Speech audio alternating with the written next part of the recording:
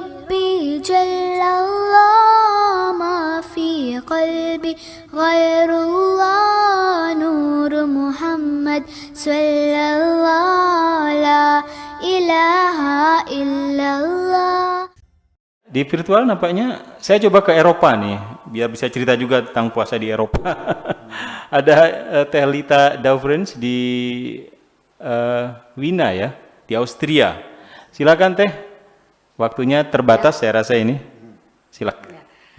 Assalamualaikum warahmatullahi wabarakatuh, Buya Sakur, Pak Afkar.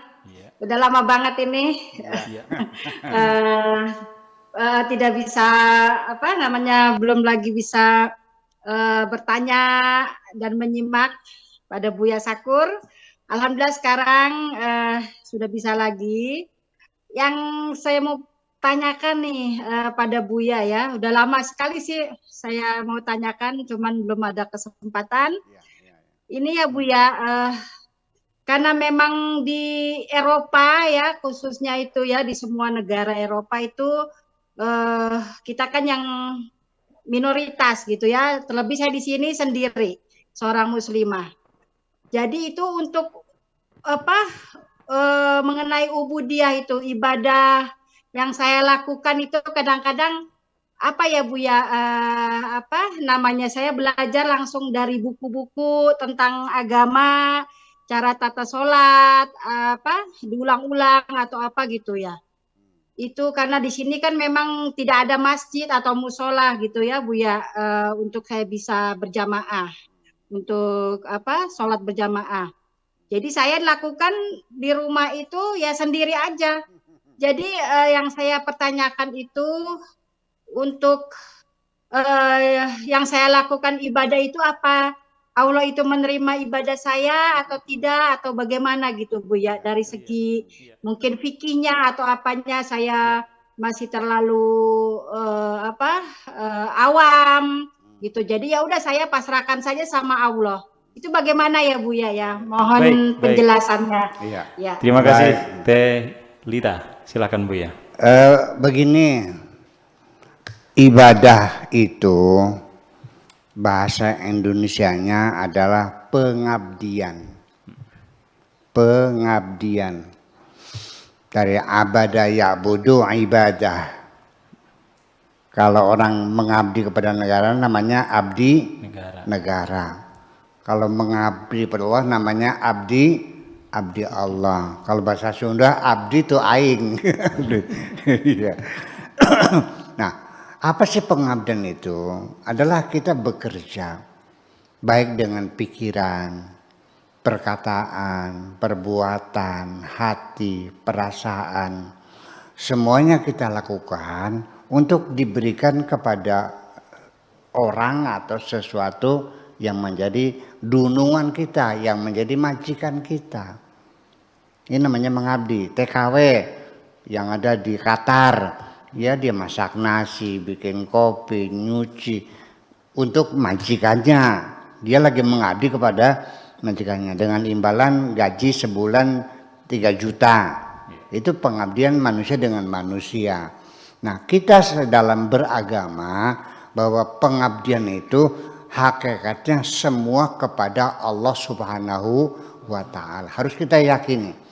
Sekalipun Anda jadi supir, bekerja pada orang kaya, kita harus yakini Anda mengabdi kepada Allah, majikan Anda juga mengabdi kepada Allah. Status dunia dia majikan, kamu supir.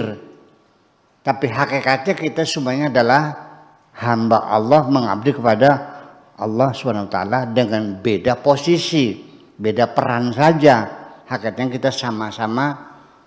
Karena apa? Karena kita ini sedang bersandiwara di dunia ini dengan peran yang berbeda. Ada yang jadi bos, ada yang jadi babunya, tukang becaknya, sama-sama bermain. Sutradaranya siapa? Ya Allah sutradaranya.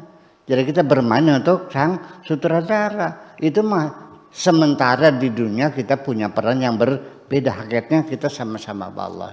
Jadi sehingga Ibu di Swiss ya, di Austria itu,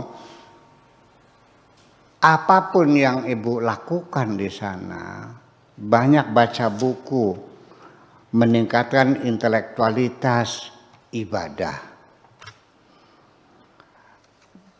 Melatih dengan keterampilan-keterampilan, apakah komputer, apakah fashion, apakah semacam, ibadah. Ya, membantu tetangga yang sakit, ya ibadah. Ada nenek-nenek nyeberang jalan kita tuntun, ya ibadah. Semua kebaikan-kebaikan yang kita lakukan, kalau hati kita tertuju untuk Allah, itu semuanya adalah ibadah. Adapun sholat, ya itu mah seremoni. Seremoni mah ibaratnya kayak apel. Ya, tentara itu apel 2 kali, pagi dan sore. Ya, hormat, gerak gitu aja. Itu mah seremoni. Seremoni penting gak? Ya penting, jangan bilang gak penting, sama penting juga gitu kan. Tetapi itu mah lakukan sesuai dengan kemampuan kita. Jadi kalau nggak ada musola, ya udah nggak usah mikirin bikin musola, ngapain? Ya udah aja, di rumah juga bisa, ya kan di kamar juga bisa, ya kan begitu. Ya tapi kalau pengen sholat berjamaah ya di ibu kota mesti ada di sana, di dekat kedutaan itu selalu ada sholat berjamaah. Tapi kan jauh tempatnya, kan begitu. Saya juga sama. Saya tinggal di Rotterdam. Kalau pengen beli daging kambing ya potongan Islami, Muhammadin gitu, belinya di Amsterdam.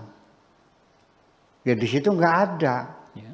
Ya udah kan gitu. Jadi kita sendiri ketika kita hidup di negara di Eropa seperti itu, ya kita jangan memaksakan harus semuanya serba sempurna, nggak mungkin dong.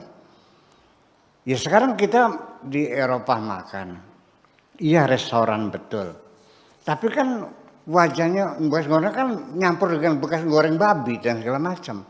Ya udah nggak usah dipikirin tuh, yang penting asal jangan kelihatan babinya aja. Ya kalau gitu, nah kita nggak bisa hidup dong. Ya terus masuk juga sholat kiblat ini ya, dari dari Swiss, Austria, menghadap Ka'bah. Nggak mungkin dengan mata telanjang kita bisa persis tepat sasaran ke Ka'bah, nggak mungkin. Ya, yang penting ada batas toleransi yaitu 20 derajat. Nyimpang dikit nggak apa-apa, yang penting arah kiblat. Makanya nanti sholatnya jangan mustaqbilal Ka'bati, tapi mustaqbilal kiblati, menghadap kiblat. Kalau Ka'bah masih persis lah. Iya. Nah, mengucapkan mustaqbil Ka'bah itu untuk orang yang sholat di Masjidil Haram, karena kelihatan Ka'bahnya. Nah itu. Kemudian lagi, sampai barangkali musim dingin, masa 5 kali kita berwudu, kan bisa sakit. Ya kan, ya diangetin. Tapi gasnya nggak ada, ya sudah tayamum. Boleh tayamum dan keadaan dingin boleh kok. Iya. Semacam itu kan gitu. Jadi jangan mempersulit diri kita sendiri, bahwa al-Islam dinun hanafiyatun samha. Agama Islam itu agama yang gampang jelipang. Agama yang implementasinya, aplikasinya sangat mudah dan gampang sekali. Percayalah Bu, bahwa Tuhan tidak akan pernah menyuruh kita di luar kemampuan kita. Pasti dalam kemampuan kita. Kalau nggak mampu, lapor ya Allah, lapor nggak mampu. Selesai gitu aja kok. Iya, ya makasih gitu aja. Baik, demikian Teh-Lita Devrens di Austria. Sudah beberapa yang disampaikan Buya Syakur. Mudah-mudahan menjadi tambahan pencerahan.